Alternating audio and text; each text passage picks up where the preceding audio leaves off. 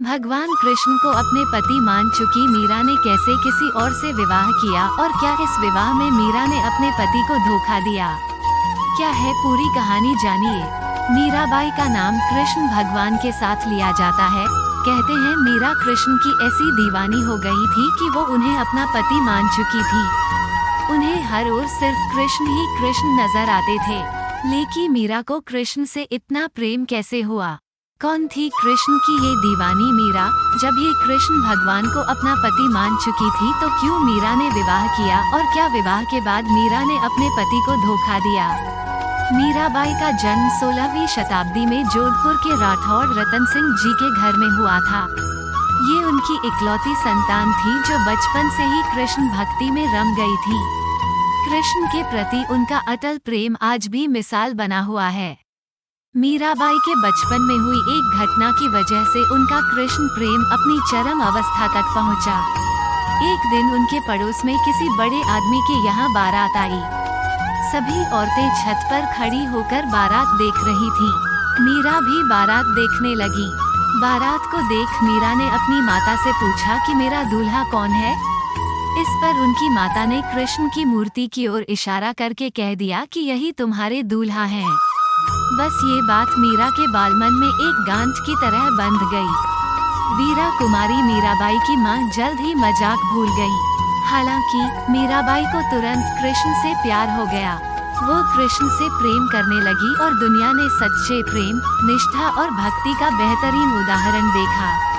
मीराबाई ने 4 साल की उम्र में एक शादी में अपना दिल और आत्मा कृष्ण को सौंप दी थी, लेकिन न तो उनके माता पिता और न ही समाज ने इसे स्वीकार किया। जल्द ही उनकी शादी मेवाड़ के महाराणा राणा सांगा के बेटे भोजराज से कर दी गई।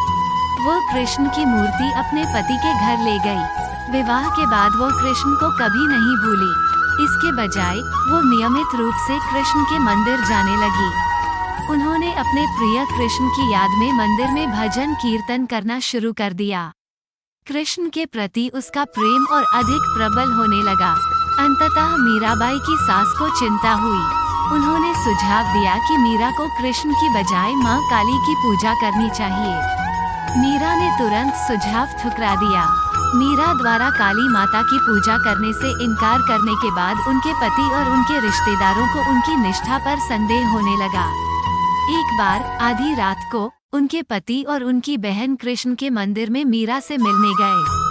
वो कृष्ण की मूर्ति की ओर धीरे धीरे बड़बड़ा रही थी।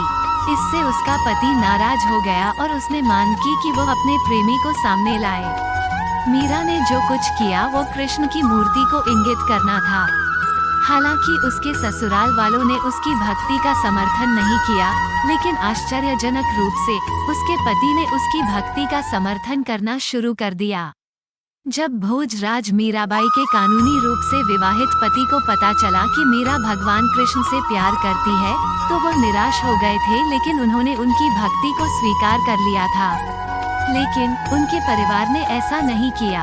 उन्होंने मीरा की हत्या के बार बार प्रयास किए।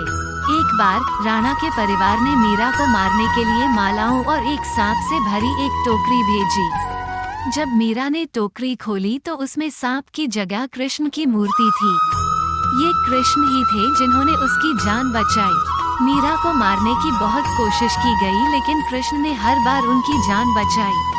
एक अन्य कथा में उल्लेख है कि एक बार जब मीरा को प्रसाद के नाम पर जहर दिया गया तो कृष्ण ने जहर को अमृत में बदल दिया।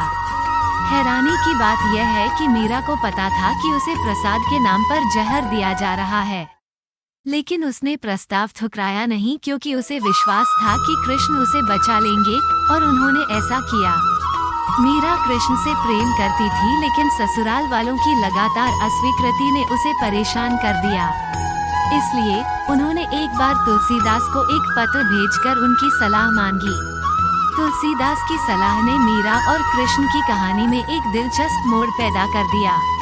मीरा ने तुलसीदास से पूछा कि कृष्ण के प्रति उनके प्रेम के कारण लोगों के विरोध के बारे में उन्हें क्या करना चाहिए। तुलसीदास ने उनसे उन सभी लोगों को छोड़ने के लिए कहा जो उनकी भावनाओं को नहीं समझते थे। उसने उससे कहा कि अन्य सभी रिश्ते ईश्वर के प्रति उसके प्रेम से कमजोर हैं।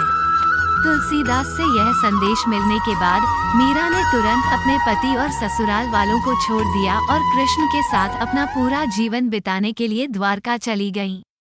उसके परिवार ने उसे कुछ वर्षों के बाद घर लौटने के लिए कहा।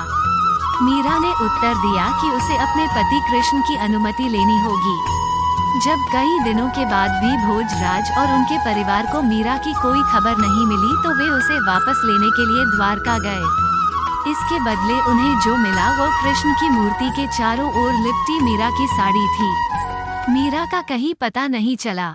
आज तक यह माना जाता है कि मीराबाई की आत्मा कृष्ण में लीन हो गई थी वर्ष 1547 में किसी समय, इससे पहले कि उनके ससुराल वाले उन्हें जबरदस्ती ले जाते।